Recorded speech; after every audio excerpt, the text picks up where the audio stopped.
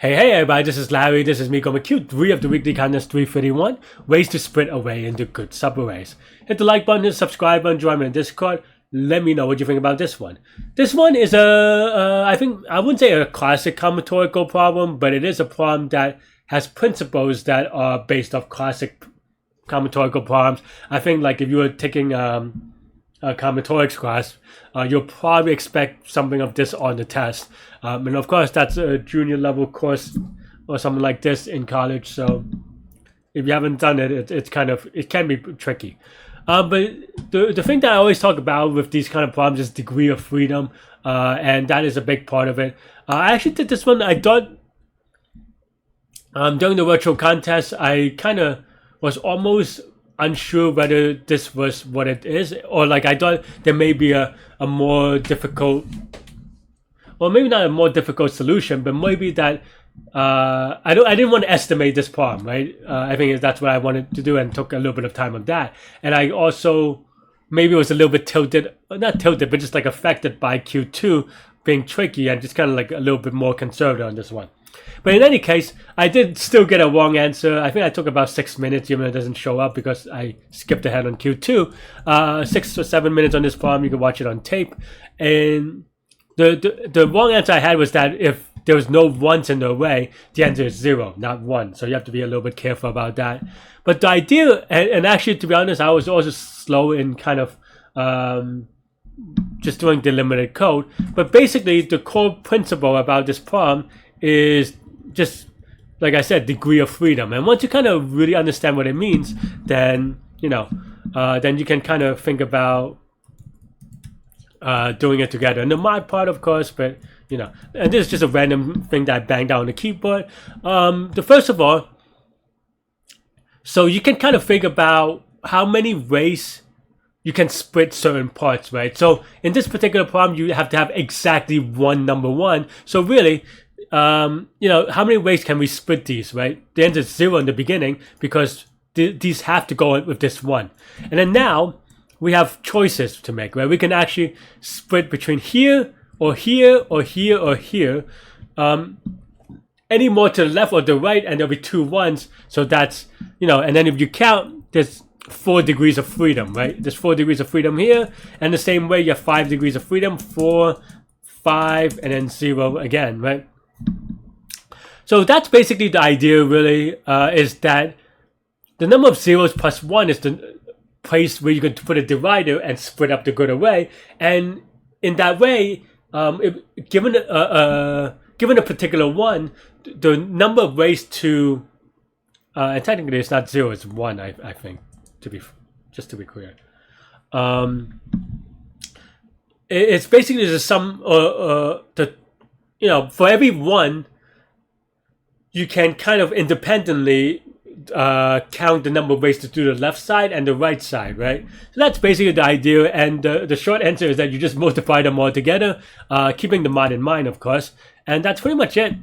So, yeah, there's a huge fly in my studio. I don't know if you could I don't know if it shows up on tape, but anyway, it's very annoying to me. But yeah, so basically I just did a group by. This is a very messy way of doing RLE, or one length encoding. And basically what I'm doing is that if there's no degree of freedom on the leftmost and the rightmost, so I just kind of pop them with the 0. If the thing is 0, and then now for every 1 we just skip, and then for every 0, by grouping it, we just multiply by g plus 1 as we said. Make sure that we're under mod. Make sure we're under mod again, just in case. And that's pretty much it. And also, if 1 is not in nums, we return 0. This is going to be linear time, and the way that I did is linear space. You don't need to do it in linear space. You can do it in constant space, if you, especially under mod if you're careful. But yeah, so definitely challenge yourself to do that. That's all I have for this one. Let me know what you think, and you could watch me solve it live in the contest now. I'm going to skip ahead. Alright, let's do this one first. Alright, mod. Alright,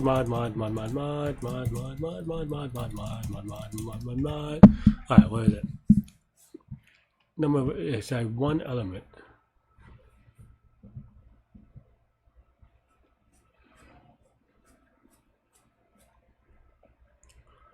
We did this problem recently, right? Maybe? Oh, exactly one element. Okay, I mean, 10 to the 5th.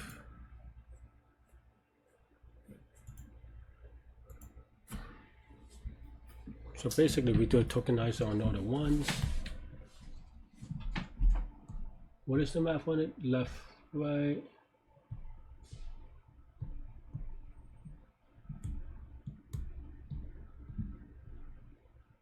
Degree of freedom times the next degree of freedom, right?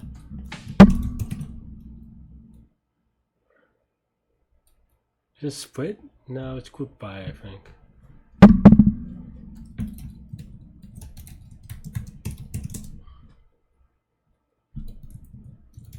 Right?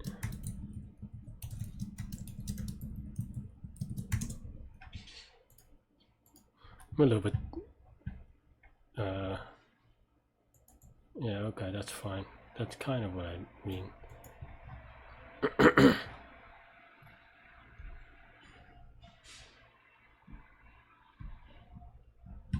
So this is no degrees of freedom. This is 3 degrees of freedom, right? All right. What am I doing?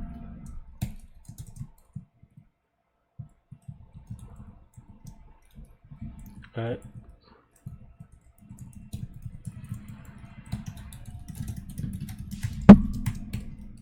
If t of 0 is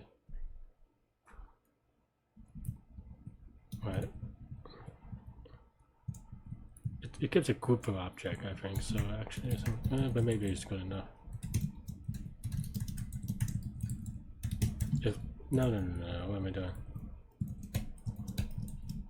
If the first object of the group by is 0, then we pop left.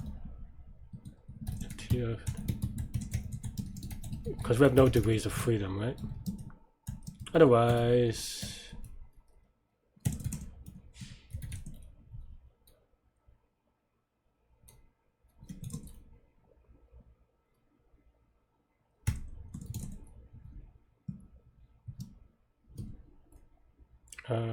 if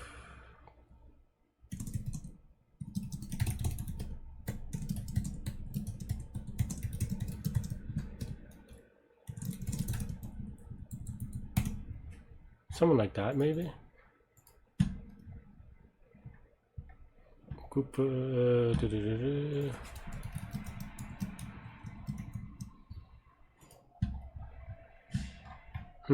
That's not quite right.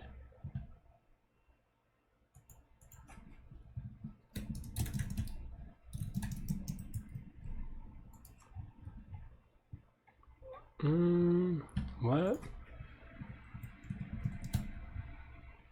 Did I mess up?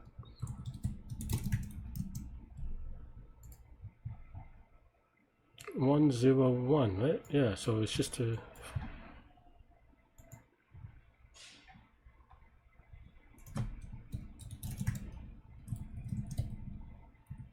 Huh? Why is this? Why am I debugging such a silly thing?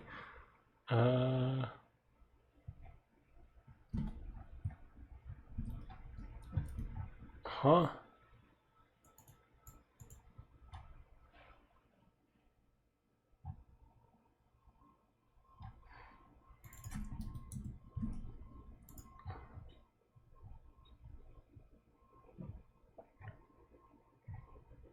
Can we just do a group of object thing? Did I already do this? Maybe this thing changes.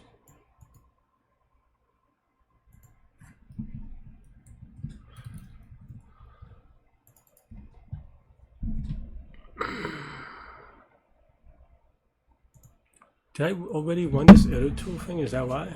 Why is this so weird? Fine for x.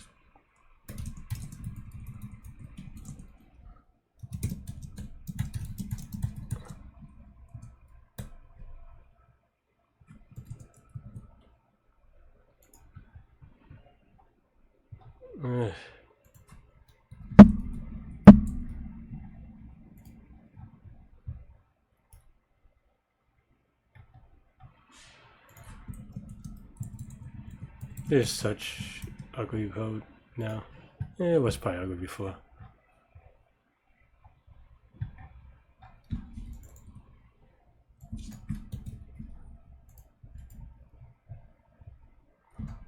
Oh, it's G plus 1. I think it's just the iterator getting consumed. I knew it, but I just kind of took a long way to debug this. Kind of actually really sad.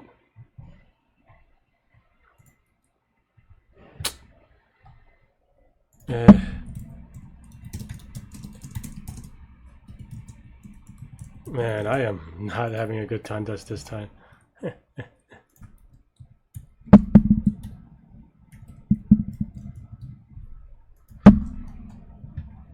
Is the answer 0 or 1? Probably 0, right?